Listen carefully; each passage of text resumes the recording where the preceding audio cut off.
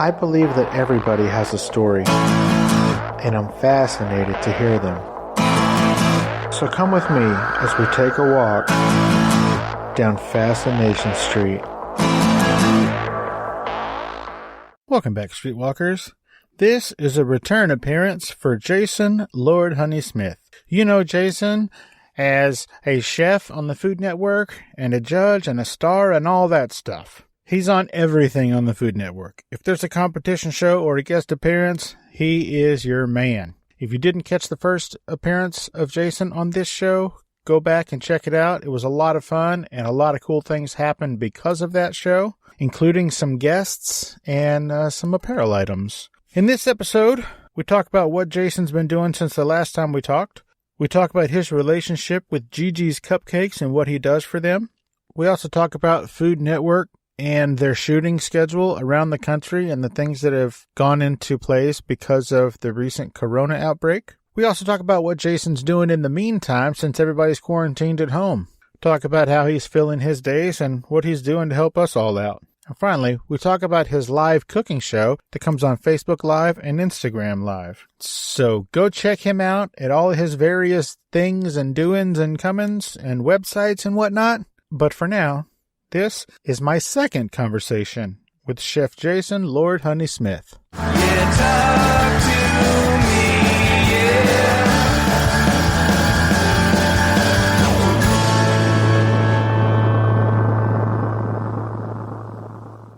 Welcome back to Fascination Street podcast, Jason Lord Honey Smith. How you doing today, Jason? Lord, honey, I'm a-doing fine. I'm as fine as frog hair. It's a wonderful day outside, and I'm just having a good old time. Oh, fantastic. So you're in Kentucky, right? Yes, correct. And so the weather over there is gorgeous outside? Well, it is today anyway. It's warm. It's a little cloudy, but it's nice and warm. But now, as we say in Kentucky, stay around 10 minutes, the weather's going to change, so... Yeah, there you go. Here in the desert of San Antonio, it's been raining like crazy all day. So, up is down, left is right. Who knows what's going on? This is true. So, Jason, you're one of the rare individuals who is a repeat offender on this here program. So thank you very much. I appreciate you coming back. Oh, you're welcome anytime.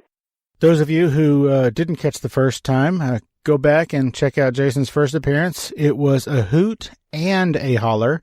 And from that, we ended up having Doug Romer, the original shoe chef, on. And that guy and I have turned out to be great friends. And I think I've had him do over a dozen pair of shoes for me. So thank you so much, Jason, for turning me on to that genius. You're welcome. And he is truly awesome. That's for sure. That dude is amazing. So first, let me say that I am happy as a hacky sack on the quad at Berkeley to be talking to you again. Well, I'm happier than that, honey. I'm as happy as a hog eating corn in a tutu. So last time we talked about your culinary rise, and you had fairly recently won the next Food Network star. And so since then, oh, man, you have been on so many shows. Oh, real quick out of the gate, a fellow pastry guy and chocolatier, Nacho Aguirre, he says to tell you hello. He has a shop down here in San Antonio with his wife. They've both been on several times, and I think you have been a judge at least once or twice for one or both of them. Yes, and they're fabulous people. We still talk. We talk all the time, and We've been friends for a long time. They are wonderful, wonderful people. And their store, I believe it's called Delice. It's here in San Antonio. It is worth the trip, folks. Every time we get a chance, we go over there and buy a big old box. So I think there's 20 or 40 pieces in that box, and it's all handmade chocolates. Go check it out. Now, Jason, since I talked to you last time, you have a partnership. Aren't you the, let me see here. You're the head. Oh, tell me what you do for GiGi's Cupcakes. I am the Chief Confectionary Officer. I'm the CCO for GiGi's Cupcake Corporation, which is a long name for such a big job. I can tell you that. Yeah, is it a big job? It's a great job. I get to go in. I get to, as I always say, we really don't work. We just kind of play. You know, I get to play around with food and come up with all these awesome new flavor profiles and stuff. But I go in, I develop new cupcakes, I develop new pastries, new sweet treats that comes out with GiGi's all the time, and it gives me something when I'm not on the road and shooting the stuff on TV and doing public appearances and stuff. It gives me a place to exercise more of my creativity, and we just have a big time with it. You know, we work on flavor profiles and we do so much different things, but the best part of it is somebody's got to eat it when you're doing it. So I do get to eat quite a few of sweet treats. Some of them do make it to the market and some of them not so much, but either way, we still get to eat those while we're developing. But, you know, it's such a huge opportunity that came along that I couldn't turn down. It not only keeps me in the public so that they can have a place to go to pick up all of my exciting new sweet treats. So that was one thing that drove me toward it, is because I don't have my own pastry store, I don't have my own restaurant, that people that knew GiGi's, and there's a lot of GiGi's out there, and they would have a place that they could go and get my signature line of different things. Our first cupcake that I came out with was a Triple B. It's the butter, bacon, and bourbon, and it's a butter cake that has a caramel bourbon filling in it. Then it has a bourbon cream cheese frosting, and then it has candied bacon on top with another drizzle of that bourbon caramel. So, you know, it's that perfect treat. It's not overly sweet. It sounds really, really sweet, but it's not. It's sweet. It's salty. It's very tender. It's probably one of the best cupcakes that you could buy out there, and it stays on the menus at GiGi's all the time. So I'm always coming out with new stuff. We have love bars. We have different kinds of cookie sandwiches. We have different kind of like cereal treats that come out all the time. So we're always looking to be that next place that people can go and get their favorite pastry or sweet treat. I have pies that's launching this summer. We're going to do whole pies. We're going to do mini pies. I have some cupcake trifles that's coming out that's really cool. So, you know, it's one of those things that I'm constantly creating. Even when I'm at home, I'm thinking about, okay, what's the next thing that we want to bring to GiGi? So they hired me, brought me on as the chief confectionery officer. They never had one before. And they said, you know, it's time. We love you. We've watched you on TV, and we really think that this is what GiGi's needs. We need somebody that knows true flavors and somebody that's approachable by the public, you know, so that they have a chance to experience your sweet treats. And it also has a good thing that people can come in to get the sweet cupcakes and stuff that they've had on menus for years that they do that's their signature, like the white wedding cake or the midnight cupcake. So they're always coming out with new stuff, but now it's more of things that I'm coming out with. So, yeah, it's a wonderful opportunity, and I was so tickled to be able to do it. Well, congratulations. And how did that come about? Did they reach out to you? Did your people reach out to them? How did that partnership come to fruition? You know, it was kind of funny. They kind of came to me through my product agent, which is out of California, and all that he does is work on products and new things that's coming out. It's the Country Bling line and all that. And they came to him and me pretty much at the same time. You know, I got an email from the owner, Mike Neffley, who said, you know, we love you. My wife and I, we watch you all the time on TV. We would really like to talk to you about being an influencer or a celebrity ambassador for GiGi's Cupcakes. So I thought about it a little while, and I emailed him back, and I said, you know, thanks so much for, you know, watching me on television. Thanks for being a fan. This sounds great. Maybe we can find some time to sit down and talk. So in turn, then in about 2 hours, I get a call from my product agent who says, GiGi's just contacted me. They would love to start a partnership with you. We need to talk about it. So we kind of talked things through and talked about the pros and the cons, which there was more pros than cons. So then in a matter of about 2 days, I sat down with the owner. I kind of did like an in-person interview. At the time, I didn't know but there was like 3 of us on television, pastry people, that they were like, okay, these are the 3 we're thinking about. We really want to bring somebody on, but we really want it to be Jason because he's our favorite. So we done that interview, and within a matter of 6 hours, I was hired as the chief confectionery officer. And it started out, they were calling me their pastry guru and different things, and it finally stuck that I said, look, guys, I cannot put this big, long name after my name every time I sign something, so we need to figure out something I can do with initials. And they were like, what about a confectionery officer? And some of them said, oh, what about a chief confectionery officer? And so then it just went from one thing to the next, and then it landed on the chief confectionery officer so I could do CCO behind my name. But as I say, I have so many initials behind my name, I should be a doctor, really. But so, yeah, it was just one of those things. They reached out to me, and the next thing I knew, I was the chief confectionery officer for GiGi's, and I traveled with them. I go into all the GiGi stores, show them how to do the new cupcakes, how to do the new sweet treats.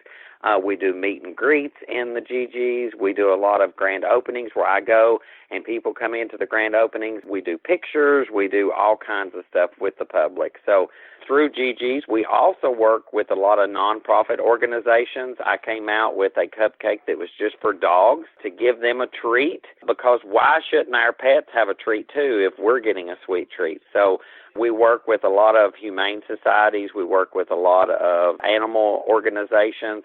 I also work with No Kid Hungry, and each month a portion of our proceeds from my line in GiGi's and a portion of the regular GiGi's lines goes into the No Kid Hungry fund. We send them money each month to try to help to make sure that our kids in the U.S. are fed and make sure that they have the right food and the right nutrition. So it's something that not only is people able to get my stuff in GiGi's, but then it's helping other people as well.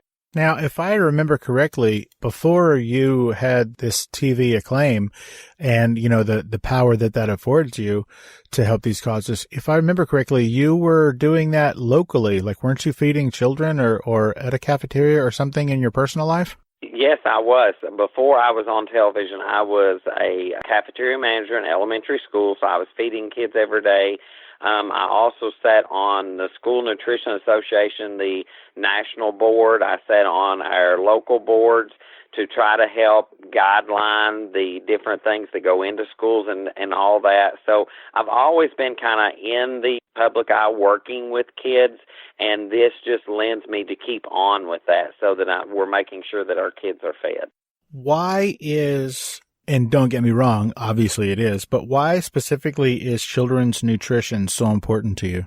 You know, one thing that I always tell people when I get this question of why kids or nutrition is so important is we have to think that our kids is the future. Our kids is the face of tomorrow. And frankly, our kids is the ones that when we're old and need somebody to take care of us, it's going to be them. And without the proper nutrition, they're not going to grow and expand the way they need to.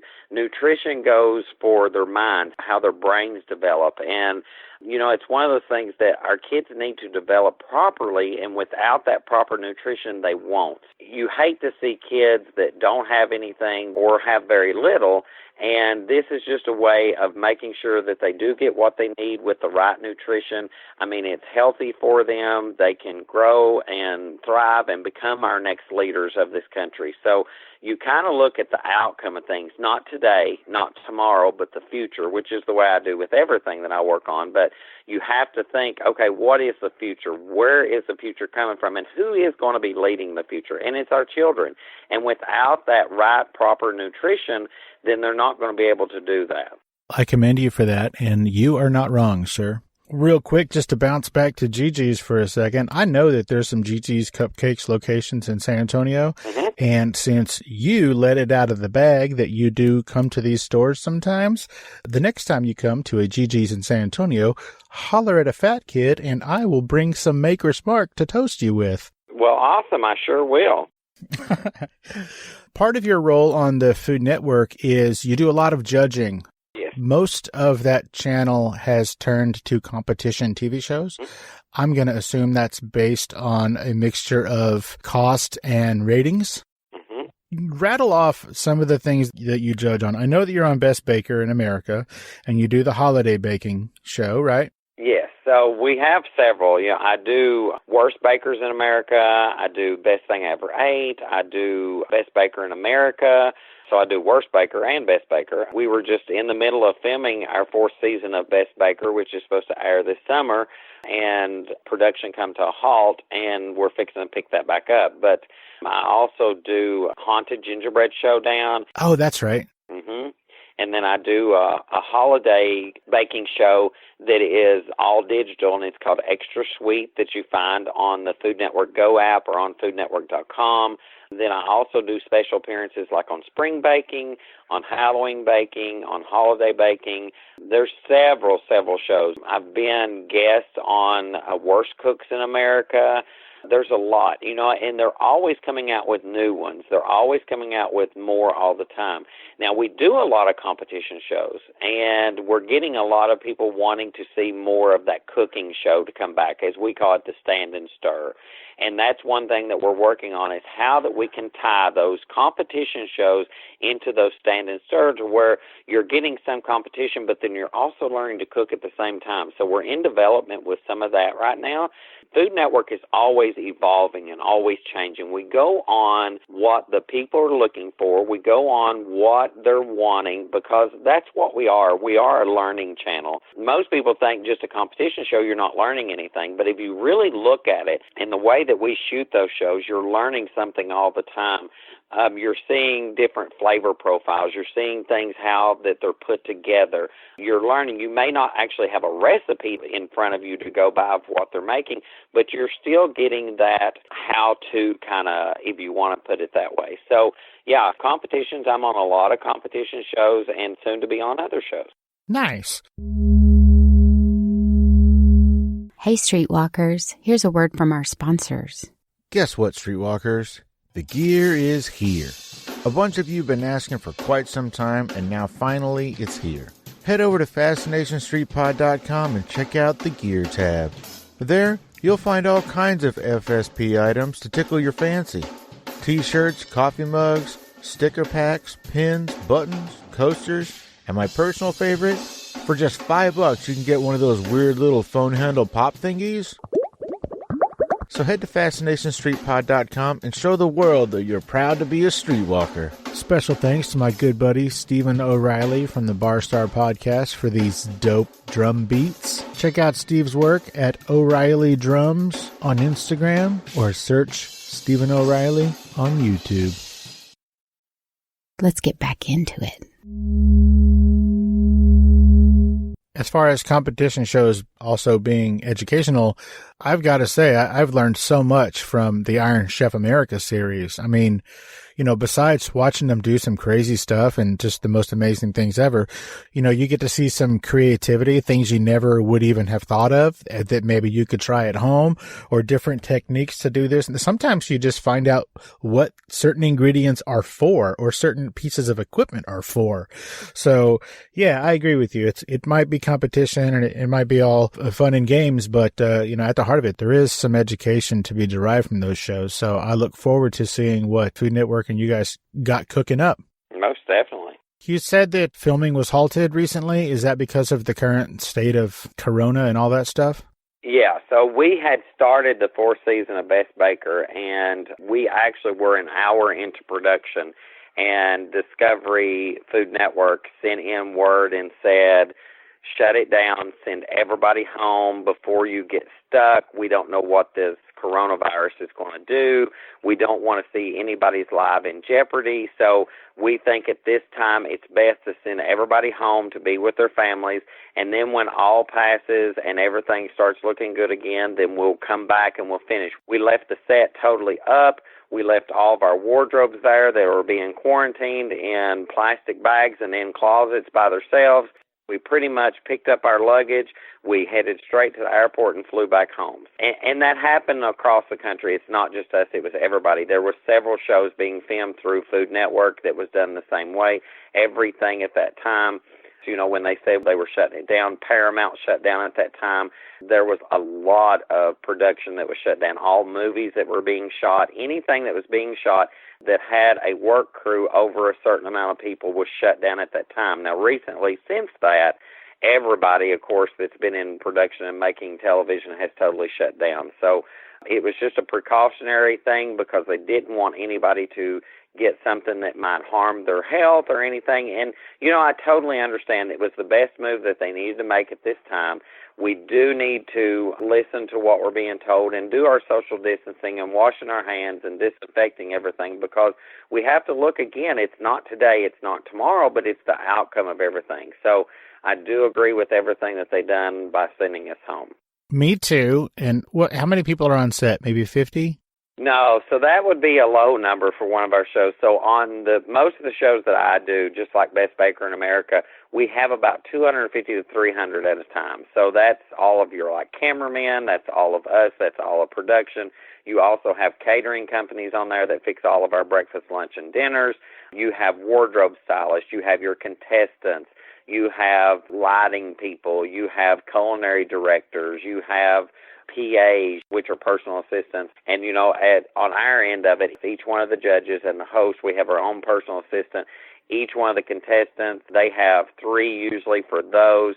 So everybody has a personal assistant, and it takes so many. A lot of people don't realize that on any given show, most of our shows, I can vouch for that even more, is we have anywhere from 25 to 30 cameramen, and they're all shooting at one time. And most people think you see that one camera shot, like when I was on a show or different times I'm on a show, you see that one camera shot that's just me in front of the camera, and we think, oh, that's one camera. No, it's usually about 10 to 12 cameras on each person all the time. So it takes a village, as most people say. It takes a village for me, period, but it takes a village to put these shows on. Wow. I had absolutely no idea that there was that many people involved. Oh, yeah, a lot. And, we get those questions all the time. People's like, well, what happens to all the food that y'all are cooking on TV? Do you give it to, to homeless shelters, whatever? No. By laws in the states that we work in, you can't really give prepared food to a place like that. But there's none left because all the crew eats it, so. So do you mostly shoot in New York or L.A.? So we shoot in several locations. We shoot in New York. We shoot in L.A., we shoot in Denver, Colorado, we shoot in Houston, and we shoot in Atlanta, and then we also have places in New Orleans, and that's where I was at shooting Best Baker this time, was in New Orleans. So we have several studios all over. We don't have as many in Hollywood as we used to have. They're pulling them out to other states to kind of help those states out to bring some revenue into different states. But majority of the time, I'm in New Orleans, New York, Houston, Colorado, and California. Oh, wow. I had no idea that it was that spread. I really thought that Food Network was just on the 2 coasts. That's amazing.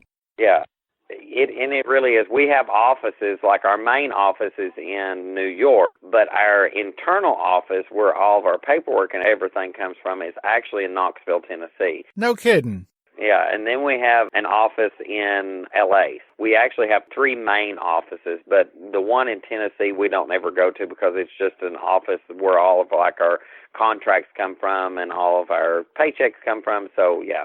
Mm-hmm. It's the business office. Yes, the business office. The uneventful office, as we call it. Nice. So hopefully shooting will resume soon and you guys can all get back to work. But in the meantime, what are you doing with all of this self-distancing time? What are you doing? So during all this self-distancing time, I can say when the weather is warm, I'm either outside. It's that time of year that all of my rose bushes need to be trimmed, all the wisteria needs to be trimmed. It's time to kind of look at the landscape, which I still do all myself because I love it. Getting the garden ready to be planted for the summer growing season. But one thing I have done that I found, and I really thought about this, it really wasn't such a hard decision for me, is I thought, I need to be doing videos of cooking for people. I need to be doing those Instagram and Facebook live videos of me cooking things that they can actually go to my website and get the recipes from, but you can see me do those recipes of things you can find in your home, because as we're all at home right now, as I call it, the homebound, or as some of them call it, the coronacation, it's just that time that I thought, if I could just take 30 minutes, 45 minutes to an hour and relieve people for that time period of everything that's going on in the world, and let's just talk food. Let me take you on a journey of the sweet and savory of the Country Bling lifestyle and show you some of those good-rooted Southern recipes that I've taken and changed to help you try to figure out what you're going to fix with your family tomorrow, because so many of us are eating out every day that we don't cook as much at home anymore. And now we're in a position where we're having to cook at least 2 meals, if not 3 a day. And people are saying, what are we going to cook? We don't cook all the time. What goes with this? This is what I have in my home, and I don't know what to do with it. So I thought, okay, this is perfect time.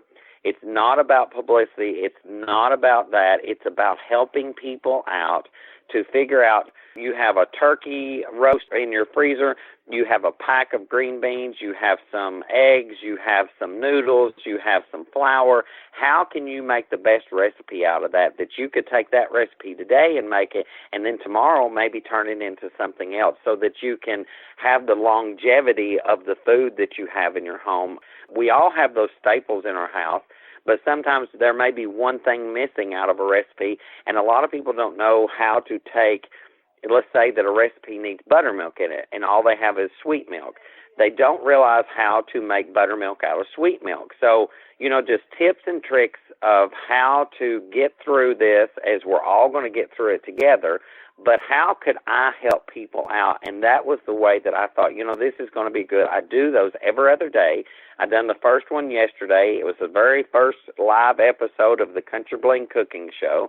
And tomorrow at 1 o'clock Eastern will be the other one. So I do it every other day, not every day. It may get to the every day, but right now it's every other day. And it's just showing, tomorrow's episode is all about making yeast rolls and how to make your own loaf bread at home out of only 5 ingredients. And it's so good. It's healthy for you. It doesn't have all the preservatives in it. And bread is one of those things that I'm hearing people saying they're having a hard time finding. So why should we not be making it at home? Because most people think it's hard, but I'm going to show how easy it is. So it's always something that you're going to be able to take ingredients that you have. You're not going to have to try to get out and find them anywhere. That way you can have something warm, something hearty, and something homemade that's made with love that you can give your family or just yourself if you're home alone. So every day is something different, and you cannot have to look at cooking as being a chore. You can look at cooking as being more fun. And children, I'm telling you, it's always fun when I'm showing you, because you just never know what I'm going to say. Or where. Yeah, that's the truth. So the show's called Country Bling Cooking Show? Yeah, so the show is called the Country Bling Cooking Show. And like I said, yesterday was the first live episode, and tomorrow we start another one. So, yeah. Where can people go to see this? So they can find this show, like I said, it's on, when I do it, at 1 p.m. Eastern Time, and it's on Facebook Live and Instagram Live. If you can't catch it at that time, those shows are also posted. Once I get done with the show, it does post it to my stories in the Instagram, and then it also goes on the Facebook wall, or they can go to my profile, and all those videos are there as well. So even if you can't see it during that time, it's still there so that you can pull it up, and you get the recipes from my website, which is southerncountryBling.com. And every recipe that I do through these cooking shows is on there, plus other recipes that I'm always writing. Very cool. How long is each episode? So each episode runs between 30 minutes to an hour, depending on what we're making. Like the bread one, yesterday's episode ran about 37 minutes. I don't want to be so long that you don't want to sit there and watch it fully, because there is no commercial, so it is a full-on cooking show. You're not getting those breaks of commercials. I don't want people to sit in there thinking, shoo, I wish he'd hurry up and make this because I need to go to the toilet. But, I just want it to be something simple, something quick. But now the bread show will be a little bit longer because you have to knead it a little bit, but not as much. It's not like making your grandmother's rolls. It's going to be very easy, very quick, and so many different things you can do with those. That is so awesome. And so these are live, and then after the show's over, they post to those various places you mentioned earlier? Correct. Yes, they're live, and then they post to my Instagram and to my Facebook as well if you can't see them live. Now, are you doing all of this by yourself, or do you have somebody come in and help with, running a camera or something? No, I actually do it myself. I've got my studio set up in my kitchen. The lighting was off yesterday, and I've got that fixed a little bit. But I have my stand set up. I do 2 cell phones. One of them runs the Facebook part of it. One of them runs Instagram. And it's just me, the cameras, and some raw ingredients. And, it's one of those things that it's as close to that homegrown, homemade television show as you're ever going to see in your life. Well, that is kick-ass. Well done, man. Now, I think since the last time we spoke, if I'm not mistaken, I think you lost 2 grandmothers since the last time we spoke. I have, yes. Since we've spoke, I've had 2 grandmothers. I actually had 1 grandmother and 1 aunt, but my 1 aunt was kind of like a grandmother as well because she was one that had taught me a lot once my grandmother passed away. She taught me a lot while my 1 grandmother was living, but she was more like a grandmother to me because she was in her 80s. But I lost an aunt and a grandmother and several uncles since we've talked, yeah. Well, I didn't bring that up so that you could be sad, but I brought that up because I know that you loved them very much and they taught you a lot and were very important to you. And I wanted to obviously extend my apologies for, those things that happened and for what you went through.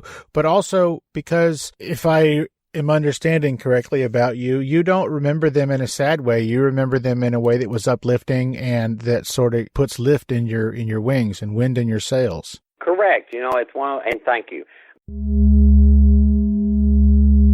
Hey, Streetwalkers, here's a word from our sponsors. Hey guys, if you like what I'm doing, click the Amazon banner at the top of the homepage on FascinationStreetPod.com and do all of your shopping through Amazon. Once you click on it and it takes you to Amazon, you can bookmark it or add it to your favorites and you won't have to go to my site each time. It helps me keep the show going, and again, thanks for listening. Hey, are you interested in getting from A to B while sitting? At Detroit Bikes, we've got a new product that I think you're going to love. It's a bicycle. It's got 2 wheels, hence the bi. And the sickle is because it's a cycle that your wheels go in. So this is a product where you've got a seat. You are actually sitting while moving. Wow. And it's as easy as just pedaling, pushing with your legs. So we think that customers are going to love this product, and we hope you'll check it out at www.detroitbikes.com. www.detroitbikes.com.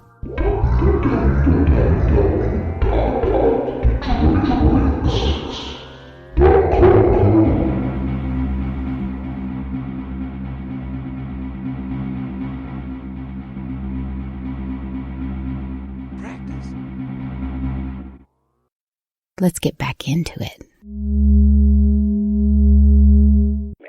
It's one of those things that I always remember.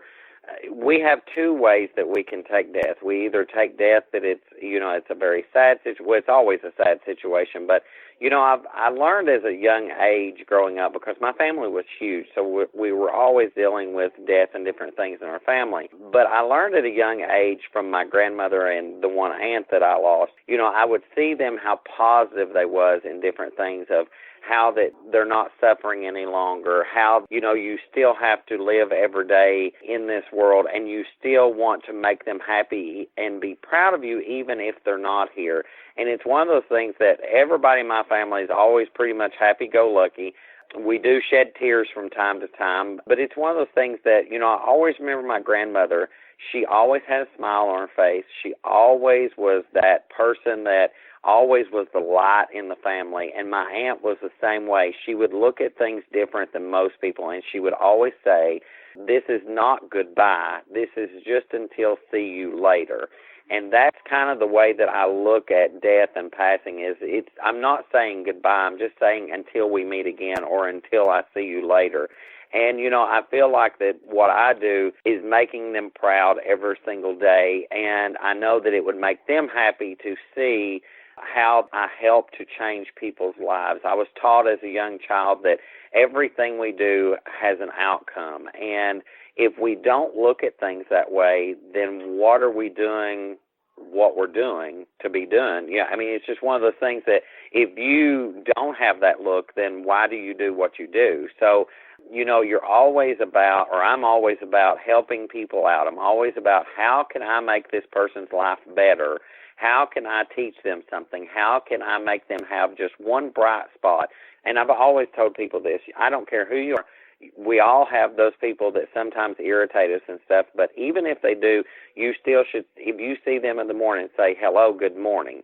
And I tell people all the time, it doesn't mean that just by saying good morning to them that you may still not be irritated by that person, but you may be the only person there that day that they actually have one good word from, or you may be the only person that touched their lives that day. And it's just like I used to tell the kids when I was at school. Those kids, we don't know what their livelihoods was like at home, but we were the only bright spot in their day. We could have been the only person that said good morning to them or given them a good hot meal. So if you can touch people through just one thing, by saying hello or fixing them a dish to take to them when they're sick or making sure that they're taken care of. If you have people that can't get out and you go to the store, make sure that you talk to them. Do you need anything? Can I pick up something for you? So it's always about helping each other. We all go around the sun together, so why not make it a happy occasion instead of making a sad situation out of it? And they taught me that from a very young age, and I live my life that way every single day. Nice. Well, as we're heading out, because I don't want to take up all of your day, is there anything that we didn't talk about or I didn't ask you that you wanted to talk about? One thing I think that we haven't talked about since I've talked to you is I do have an apparel line out that has been going very well that I launched. We have apparel like T-shirts, long-sleeve T-shirts, aprons. We have baseball caps. We have several different things that is, most of them are like my sayings, like butter my butt and call me a biscuit, put a little south in your mouth, Lord, honey, it's spring, y'all, or Lord, honey, it's fall, just depending on what season it is. But those come out seasonally. And then we have our everyday. I did have my logo trademarked, and it's on one of the shirts that you can buy, and it's a CB for Country Bling, and we turned it into a rooster, which is actually my symbol is a rooster. Imagine that. So you can get those as well on my website, which is southerncountryBling.com. And the spring line just launched yesterday, which was the first day of spring. And it's really fun, and it's uplifting. I came out with that because people were saying, can you do a shirt with one of your sayings on it? We'd love to have a shirt with one of your sayings on it. So it evolved into that, and we launched that back last year in the fall. And so we done a whole fall line, and it sold out. We done a Christmas line, and it sold out. And now the spring line has just come out, and despite all of the virus stuff that's going on, people are loving it right now. They're saying, we may not be able to get out of our house, but we're going to get a shirt. Let's make each day as bright as we can because we're in the house, so why not should we wear something bright? And then when we look at it, we see that saying and we think of you, and that makes us smile. So doing that for other people like I do everything else that, I enjoy doing. So I don't think we had touched on that, but yeah, that's something new that we've been doing, and I've had a lot of fun with it. And where can people go to get that? So you can get my Country Bling apparel line on my website, southerncountryBling.com, and there's a shop button on there. You just click the shop button, and it takes you straight to the page that has all my apparel on it. We have a few Christmas items that's left. Most of them are in like size small, but you can go to my website, southerncountryBling.com, get your recipes, and then click the shop button and get your shirt or your apron so that you can have something to wear while you're doing your recipes. Nice. Now, did you say you have one that says, Lord, honey, it's spring? Actually, the spring one says, well, daffodils and ducks, y'all, it's spring. So most of the time, all my stuff starts with Lord, honey, obviously. But we do have a hashtag Lord, honey shirt coming out. The new Butter My Butt and Call Me a Biscuit shirt just come out. Grits and Gravy just came out. So we do have a spring shirt. The spring shirt will only be on a couple months before we go into summer, obviously. But all the shirts are done for that season, and the ones that have the everyday things, they stay on the website all the time, so you can get those. But the seasonal stuff, once those shirts are sold out and gone, they're gone forever. So like spring shirts for next year will be something totally different. So once you have your shirt that says spring or fall or summer or whichever season it is, you're going to have a shirt that is a collector's item because you're never going to see the same design or the same saying twice. Very cool. Now I'm looking forward to the shirt that has your logo and my logo and says, Lord Honey, that's fascinating. There you go. Hey, I could do that one. I could really do that one. All right. Everybody go check out Jason's line at a GiGi's Cupcakes location near you. It is going to be delicious and it's going to support some good causes. Go check out the Country Bling Cooking Show on Facebook Live and Instagram Live every other day at 1 p.m. Eastern. And go check out his Country Bling apparel line. That sounds amazing. Well, thank you. You're welcome. And real quick, can you tell everybody where they can find you on social media? So find me on Instagram at official_Chef Jason Smith. And on Facebook, it's Lord Honey Jason Smith. And then you can also find me on Twitter at lowcarb77. And you can find me on TikTok, which I've not figured out how to do it yet, but you can find me on TikTok at Bacon Bourbon 2017. Bacon Bourbon 2017. Mm-hmm. Gotcha. I only just recently joined TikTok as well, so maybe we'll figure this thing out together. Well, honey, we're going to have to do something because I can tell you, I ain't figured it out yet. All righty. Well, I just followed you. Well, awesome. All right. Well, Jason, Lord Honey Smith, thank you again for taking the time out of this coronavirus infested week we're having or whatever. Stay safe. Don't touch anybody. Keep doing all the good that you're doing. And thank you so much, man. I really appreciate your time. You're welcome. It was my pleasure. You have a great rest of your week. You too. Bye, buddy. Bye-bye. As always, thanks for listening, Streetwalkers. And don't forget, follow the show on Twitter at FascinationSTPD, on Instagram at Fascination Street Pod. Follow the podcast page on Facebook at Fascination Street Podcast. And of course, you can always email me at fascinationstreetpod@gmail.com. And if you haven't already, don't forget to hit the like and subscribe button and rate us on iTunes. Opening music is the song Magnolia from the 2014 album Intransigence, used with permission from Douglas Miles Clark. Closing music is Apollo from the 2001 album Into the Known by the band Sapphire. Thanks for hanging out with us and getting to know a little bit about our guest. We'll see you next time on Fascination Street.